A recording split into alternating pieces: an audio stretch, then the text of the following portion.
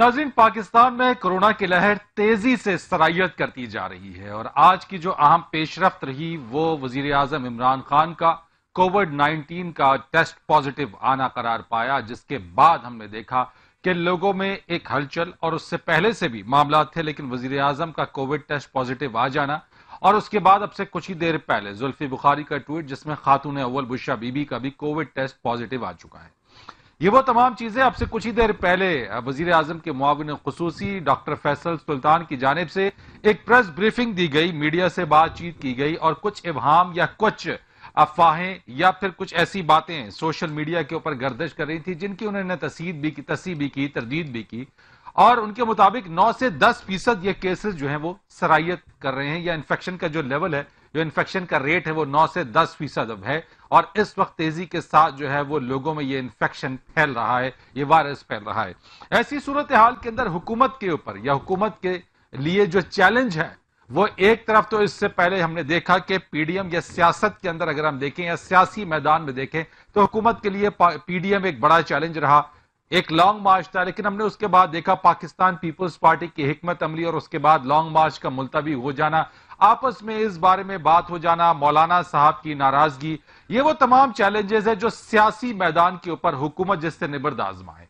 लेकिन उसके साथ साथ एक और चैलेंज भी है, वो मईशत का चैलेंज है। माशी तौर के ऊपर भी हुकूमत को चैलेंजेस का सामना है। आईएमएफ प्रोग्राम को भी हासिल करना है, उस तरफ भी दोबारा दाखिल होना है, बिजली की कीमतों में इजाफा है, ऑर्डिनेंस के जरिए कीमतों में इजाफा करने के हवाले से हुकूमत की जो इकदामात हैं वो उन पर तनकीद की जा रही है, उसके पास जो सर्कुलर डेट है वो तमाम चीजें और आईएमएफ प्रोग्राम के हवाले से जो शराइत हैं, यकीनी तौर के ऊपर जब दोबारा प्रोग्राम में जाएगी हुकूमत तो वो शराइत को भी पूरा करना पड़ेगा और उसका बोझ आम आदमी के ऊपर भी पड़ेगा।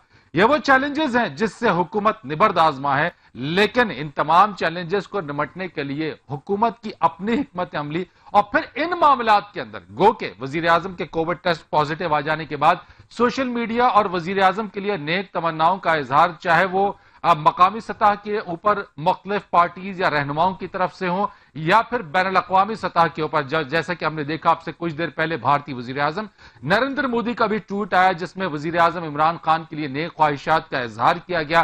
ट्विटर, फेसबुक और सोशल मीडिया के दीगर प्लेटफॉर्म वजीर आजम इमरान खान के कोविड पॉजिटिव आ जाने के बाद नेक ख्वाहिशात से भरा हुआ है। फरूख सलीम साहब, आपसे अगर मैं आगाज करूं तो मुझे यह बताइएगा कि इस मौजूदा सूरत हाल के अंदर जो कोविड की नई लहर आई, हमने देखा कि इससे पहले भी जब कोविड का आगाज था माशी तौर के ऊपर बड़ा प्रेशर था।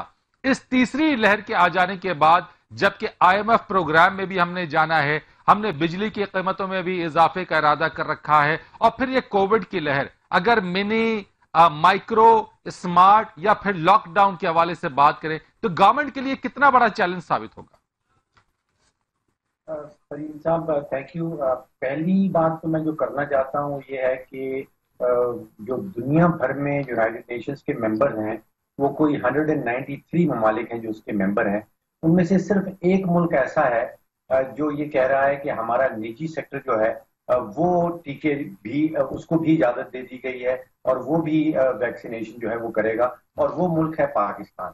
तो या तो सारी दुनिया कहीं गलत सिमत में जा रही है और या पाकिस्तान गलत सिमत में जा रहा है। ये बुनियादी तौर पे जो जिम्मेदारी बनती है वो हुकूमत की अपनी बनती है। दूसरी बात मैं ये कहना चाहता हूँ कि आप सोचिए कि हमारे पास, हमारी हुकूमत के पास 50-50 करोड़ रुपया एमएनए को देने के लिए तो जरूर है, लेकिन उन्होंने अब तक एक फूटी कौड़ी, 1 रुपया भी खर्च नहीं किया गया वैक्सीन खरीदने के लिए। यानी कि जितनी भी वैक्सीन इस वक्त आ रही है वो खैरात में आ रही है, वो चैरिटी में आ रही है और हम बैठे इंतजार कर रहे हैं तो कोई मुल्क हमें हाथ दे देगा, और ज्यादातर वो चाइना की तरफ से आ रही है। 5 लाख डोजेज पहले आए, उसके बाद दोबारा से 5 लेकिन लाख। फरूख सलीम साहब, आप कह रहे हैं कि हमने क्या वैक्सीन मंगवाने में देर की या फिर हमने इन्हिसार सिर्फ चैरिटी की वैक्सीन पे किया? यानी क्या आप समझते हैं कि पहले मंगवा लेनी चाहिए थी वैक्सीन हमें? देखिए, हुकूमती कारोबार ऐसे चलता है कि पहले आपने बजट में एलोकेशन करनी होती है, आपने मखसूस करनी है अमाउंट कि ये अमाउंट हम दे रहे हैं और इससे वैक्सीन खरीदी जाएगी।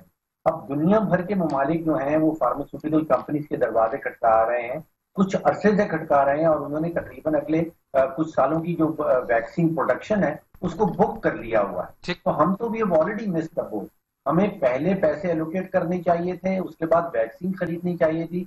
हम इंतजार करते रह गए कि हमें खैरात में दी जाएगी।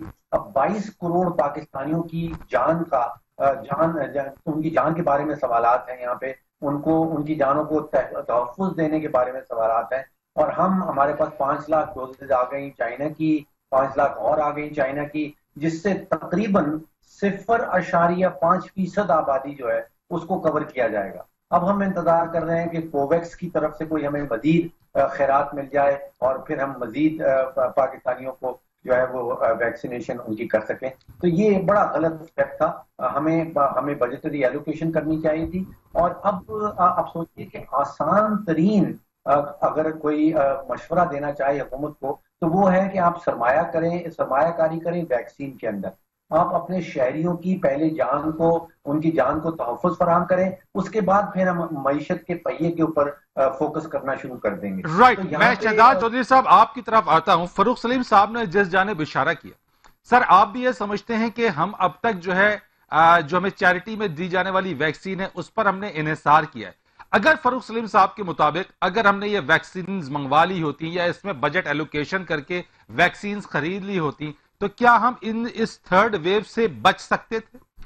मेरा थर्ड वेव से तो बचना मुश्किल था, क्योंकि पाकिस्तान की हुकूमत की कोशिश होती है कि जो पैसा है इसको किसी तरीके से खर्च ना किया जाए।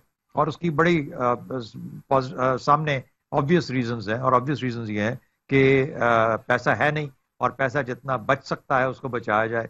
ख्याल शायद ये भी होगा कि पाकिस्तानी अब तक जिस तरीके से बचे रहे हैं शायद ऐसा ही मामला चलता रहे और शायद इतनी ज्यादा तादाद में ना खरीदनी पड़े। लेकिन सर जो थर्ड वेव है और जो अब जो सूरत हाल है उसमें यह मामला कुछ दिन तो चल सकता है लेकिन शायद बहुत अरसे तक नहीं चल सकता। तो आप नहीं समझते कि हेल्थ केयर सिस्टम में अगर ये पैसा एलोकेशन करके उसको खर्च कर दिया जाए, वैक्सीन मंगवा ली जाए, तो बहुत सारे लोगों की कीमती जानें बचाई जा सकेगी? मेरा ख्याल है कि पाकिस्तान के पास सोर्सेज, जैसा फरूख सलीम साहब बता रहे थे, सोर्सेज बहुत कम रह गई है ना। एक रशिया की है, एक चाइना की है, यही दो है हमारे पास। इंडिया ऑब्वियसली प्रोड्यूस कर रहा है एस्ट्राजेनेका, लेकिन उन्होंने बहुत ज्यादा और डेस्टिनेशन पे भिजवा दी हैं, शायद पाकिस्तान उनकी प्रायोरिटी में ना आता हो। यही तीन मेरे ख्याल में पाकिस्तान की शायद ताकत जो है, कुव्वत खरीद उसके अंदर आती हैं। तो इन तीनों में जहां तक चाइनीज हैं वो तो चले आप किसी हद तक मिल भी रही हैं, वहां और भी लेनी चाहिए। स्पुटनिक भी आपने कर ली और स्पुटनिक अब आप दे रहे हैं प्राइवेट, उसके अंदर एक वजह मेरे ख्याल में ये समझ आती है प्राइवेट इसमें देने में, मार्केट में, कि शायद पैसे वाले जो लोग हैं अगर वो थोड़ा सा पैसा खर्च करके वहां पे लगवा लें, जो कि बहुत से लगवाना भी चाहते हैं, और 91% इफेक्टिवनेस स्पुटनिक की है, बेटर देन द चाइनीज।